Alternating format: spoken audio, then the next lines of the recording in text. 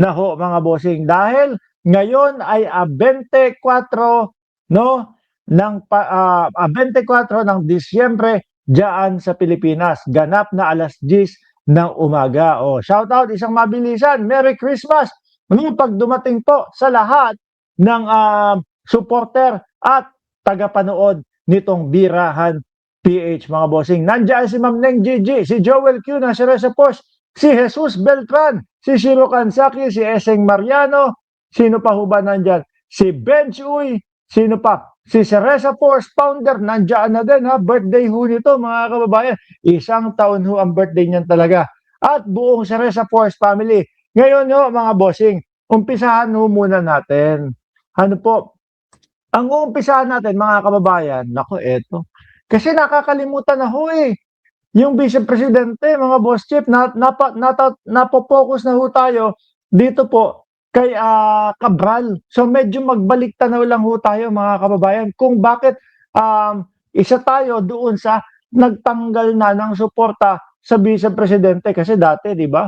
Joint force, dikit na dikit, 'di ba? Tawag nga sa atin noon, unity team. Pero siyempre mga bossing, hindi naman po tayo maaari o pwede na eto na nga, hindi na mga nakakasagot doon sa mga ini-issue sa kanya tapos susuporta pa din tayo. Di po ba?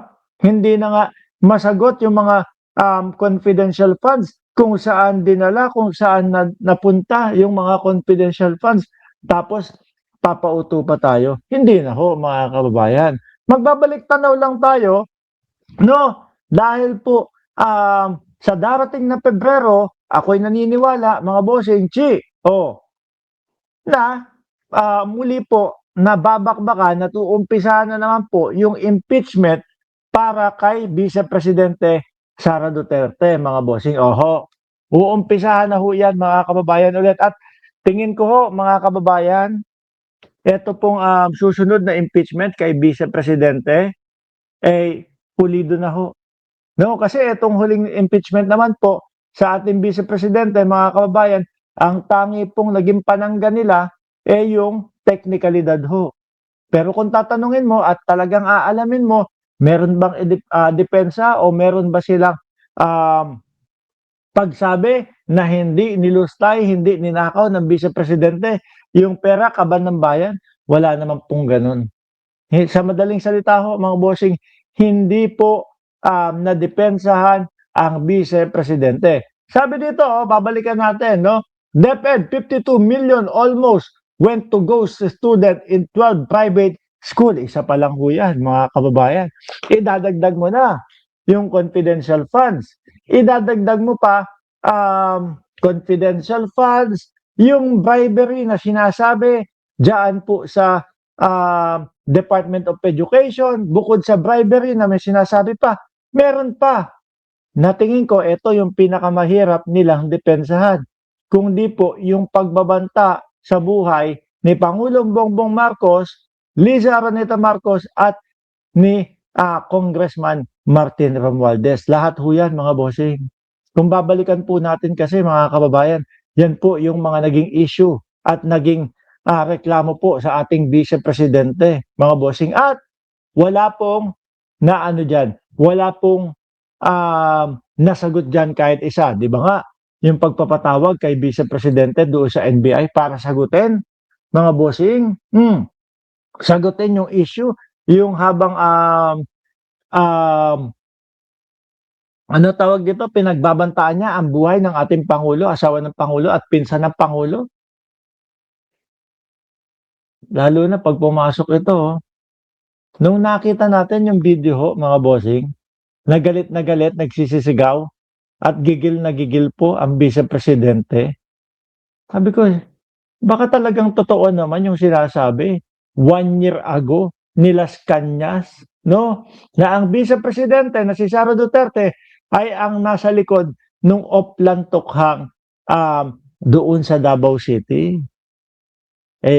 Ano po ba ang tukhang? Para po doon sa mga ngayon lang po narinig ang tukhang, ito po, para ho sa akin ito ang pagkakaintindi ko dyan. Yung mga suspect pa lang, yung mga hindi pa napapatunayan, Eh, ang ginagawa nila pinanlalaban nila, 'no? Tapos sa tukhang naman ho mga bossing, parang ang nangyari lang ho mga kababayan is piso-piso lang po yung mga nahuhuli. Danilo Espejo, shoutout sa inyo sir at Annalisa Oso. 'Di ho ba mga kababayan? Kaya sabi ko, COA, OBP gave out 3.4 million aid funds, project betting.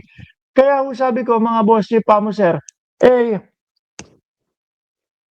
ako dati nakasuporta sa kanila bilang unit team. Dati kumbaga talagang pagbaba ni Sara Duterte doon sa eroplano nung sa Cebu, diyan tayo nagtilian eh. 'Di ba?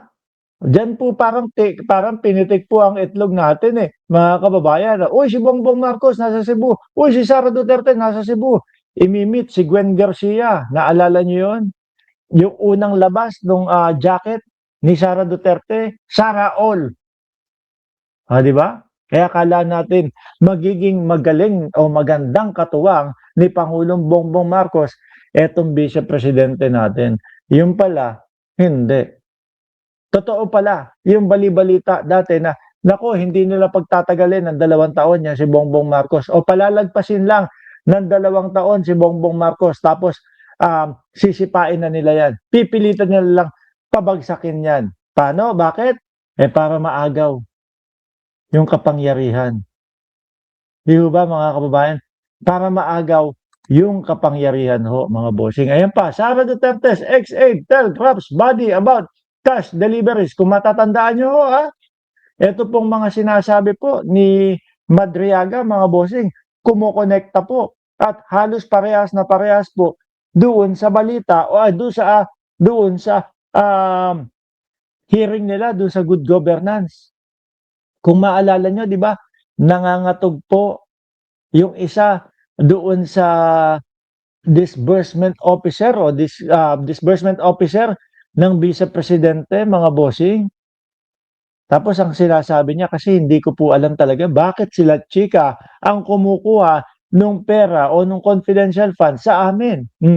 Yan yung mismong sinasabi nitong si Madriaga ho, mga bossing. Summer Gabin, 6872, shout out sa iyo, 132 watching, 59 likes. Ngayon no, mga bossing, nako eto, bago tayo tumuloy-tuloy po doon kay Cabral ho, mga kababayan, manakot muna tayo. Ano na naman yung pananakot na yan, Mark Ramos? Siya yung mga natatakot. No? Eto ho, mga kababayan. Usapin pa din po ito nung warrant of arrest po ni Bato de la Rosa.